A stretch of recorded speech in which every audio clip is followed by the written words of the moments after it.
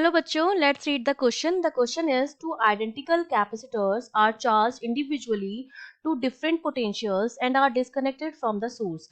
The capacitors are then connected in parallel to each other. फिर उनको हमने क्या जोड़ दिया, पैरेलल में जोड़ दिया है. तो हमें उनके चार्ज के बारे में बताना है, नेट चार्ज के बारे में, नेट पोटेंशियल डिफरेंस के बारे में बताना है और जो नेट एनर्जी स्टोर होगी उसके बारे में बात करनी है. ठीक है, हमें 4 ऑप्शंस गिवन है, हमें बताना है कौन सा ऑप्शन करेक्ट होगा. तो देखिए इस क्वेश्चन को सॉल्व करने के लिए हमारा जो की कॉन्सेप्ट रहेगा वो हमारा क्या रहेगा. हमें दे रखा है कि हमारे पास दो आइडेंटिकल कैपेसिटर हैं. आइडेंटिकल कैपेसिटर मतलब दोनों की जो कैपेसिटी है वो सेम है, इसकी भी सी है और इसकी भी सी है, लेकिन हमने उनको अलग अलग पोटेंशियल पर क्या किया है, जोड़ा है. तो हमने मान लिया इस पर पोटेंशियल V1 तो होगा और इस पर पोटेंशियल V2 होगा. उसके बाद हमने उनको बैटरी से हटा दिया है और उसके बाद हमने उनको जोड़ा है पैरेलल में.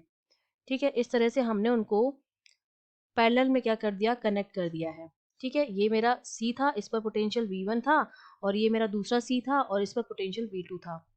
अब ये पैरेलल में कनेक्टेड है तो हम जानते हैं कि पैरेलल में जो चार्ज होता है Q जो होता है वो सेम रहता है. सॉरी, पैरेलल में जो V होता है हमारे पास वो क्या रहता है, सेम होता है, और जो Q होता है वो डिवाइड होता है और सीरीज में उल्टा होता है. ठीक है, अब पैरेलल में कनेक्टेड हैं तो पैरेलल में जो नेट आएगा C इक्विवेलेंट जो आता है वो कितना होता है, C1 प्लस C2 के बराबर, तो C प्लस C ये 2C के बराबर आ जाएगा. अब अगर इस पर मैं नेट पोटेंशियल, कॉमन पोटेंशियल निकालूं, V कॉमन, वो मेरा किसके बराबर, क्योंकि हम जानते हैं Q इक्वल्स टू होता है CV, यहाँ से V जो आता है वो आता है Q अपॉन C के बराबर. तो इस पर चार्ज कितना है, Q इक्वल्स टू CV, तो ये CV1 है इस पर चार्ज.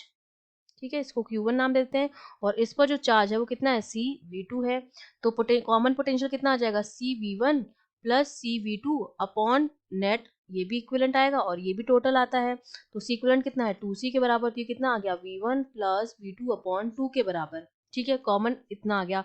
और हम जानते हैं कि जब हम इसको पैरेलल में कनेक्ट करेंगे तो चार्ज क्या क्या होगा, रीडिस्ट्रीब्यूशन होगा, क्योंकि मैंने अभी बताया कि पैरेलल में पोटेंशियल तो सेम रहता है लेकिन चार्ज जो होता है वो डिवाइड होता है.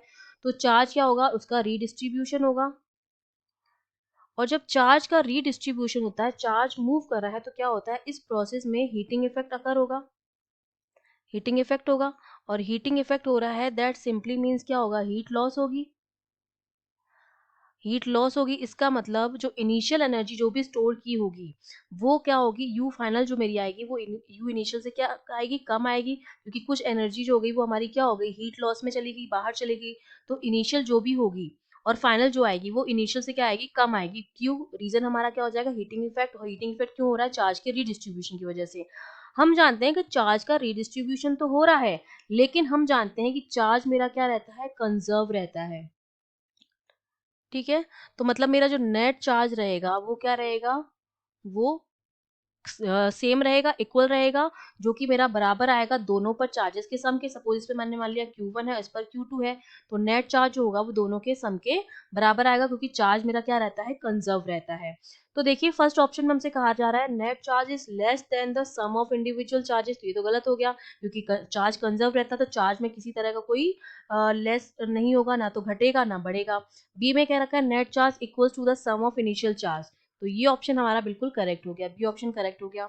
सी ऑप्शन में कह रहा है the net potential difference across them is different from the sum of the individual initial potential. Sum जो होता है इंडिविजुअल पोटेंशियल का वो क्या होगा, V1 प्लस V2, और हमारा जो नेट आ रहा है कॉमन वाला वो कितना आ रहा है, V1 प्लस V2 अपॉन 2 आ रहा है, मतलब दोनों डिफरेंट आ रहे हैं. तो मतलब सी ऑप्शन भी बिल्कुल करेक्ट है. डी में कह रखा है the net energy stored in the two capacitor is less than the sum of the individual energies. जो उनका सम था, इनिशियल जो एनर्जीज का जो सम था वो मेरा ज्यादा आएगा, और अब जो नेट एनर्जी आएगी, इसको, ये मेरी फाइनल एनर्जी की बात की जा रही है, और ये जो सम वाला है ये मेरी इनिशियल एनर्जी की बात की जा रही है. और हमें पता है कि यू फाइनल यू इनिशियल से कम है, और यही बात इसमें कह रहे हैं, तो डी ऑप्शन भी हमारा क्या हो जाएगा, करेक्ट हो जाएगा. तो we have 3 correct option, that is B, C and D. I hope you understood well. All the best.